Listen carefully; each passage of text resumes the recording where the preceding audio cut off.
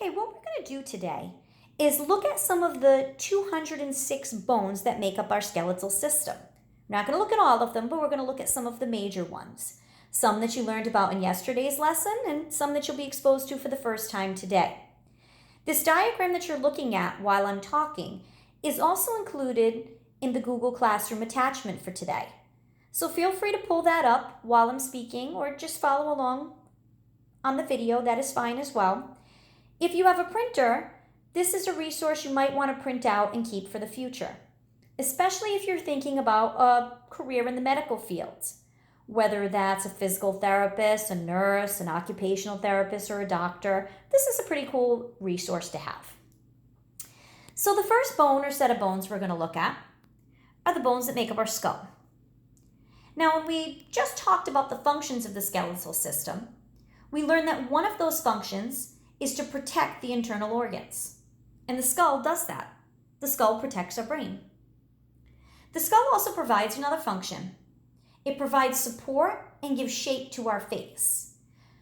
Think about if we didn't have those bones that made up our skull, what our faces would look like. They'd kind of be like bags of hanging skin, which is kind of gross, yet interesting and funny to think about.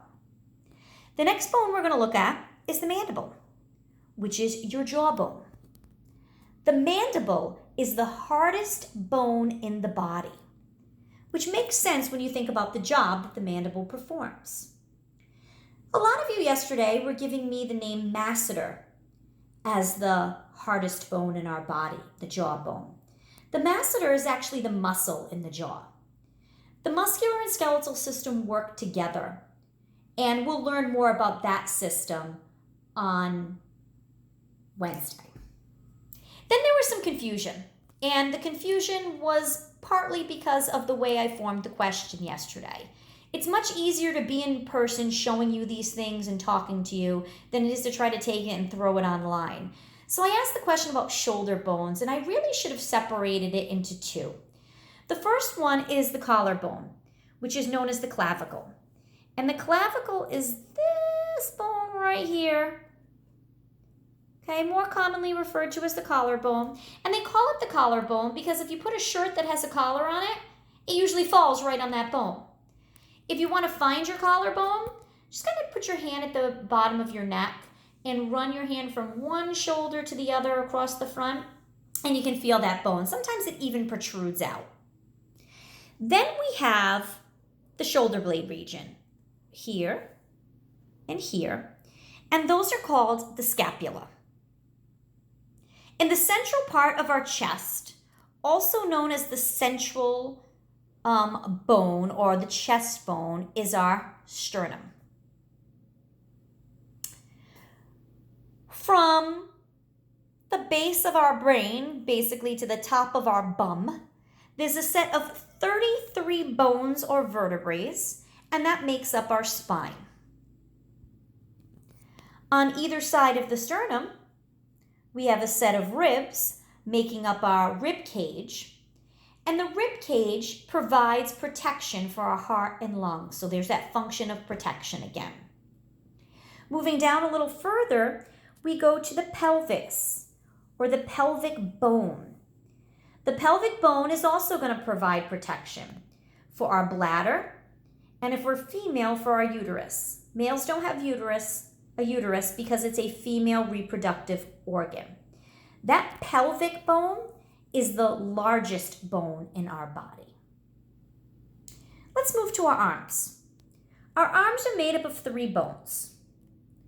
So we have the humerus, which is the bone in the upper part of our arm. And then in our lower arm, there are 2 sets of bones. The ulna, which is the bone that's closest to our body, and then the radius, which is on the outside.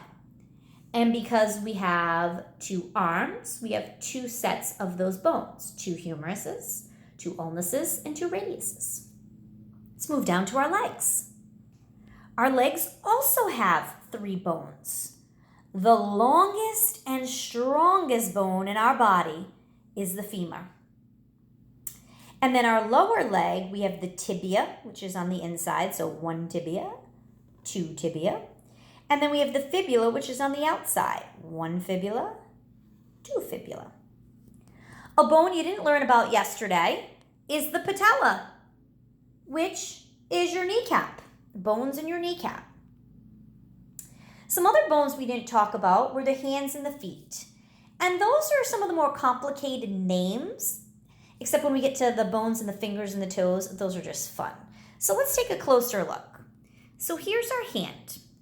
We have 8 bones in our wrist. Those are our carpals. Singular, carpus. There are bones in the top of your hand that if you run your hand across the top of your other hand, you can probably feel those bones. Those are the metacarpals. And then the bones in your fingers, super fun name, phalanges. And because we have 2 hands, we have 2 sets of wrist bones, 2 sets of hand bones, and 2 sets of bones in the fingers. Let's move to our feet. We have bones in our ankles, known as the tarsals. Bones on top of our feet. Again, if you take your hand and run it on top of the feet, you can feel them. Those are the metatarsals. And look at this. Your toe bones are the same as your finger bones, phalanges. So that's kind of cool. And a bone that's not pictured here, but is the smallest bone in the body that you researched yesterday, is the stirrup.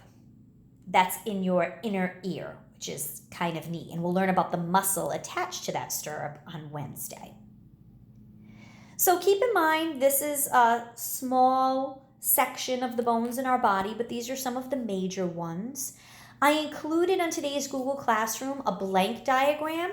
If you have a printer, print it out and see how many you can label correctly without looking. If you don't, no big deal. Just look at this diagram a couple of times, familiarize yourself with some of the bones, because on Thursday this week, you're going to have a little Quizlet to do with the skeletal and the muscular system.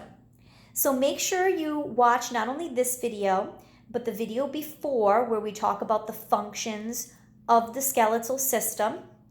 And you also have a small assignment where you're going to look at the ligaments and tendons and cartilage, the difference between them, because when we talk about the skeletal system, it's bones, ligaments, tendons, and cartilage. So I want you to know the difference between them. So keep learning, and I will see you tomorrow. Have a great day.